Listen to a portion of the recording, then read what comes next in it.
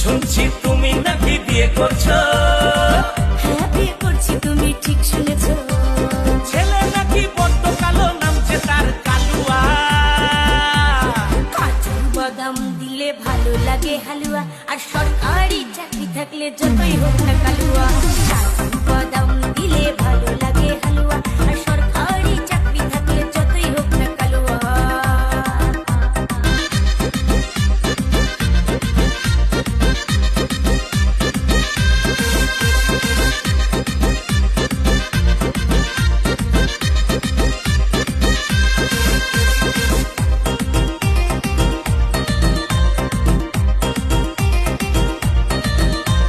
মন দিয়ে যে বাসলো ভালো, সে জীবনে কি পেল, তার কথা তুমি ভাবলে নাকি কখনো?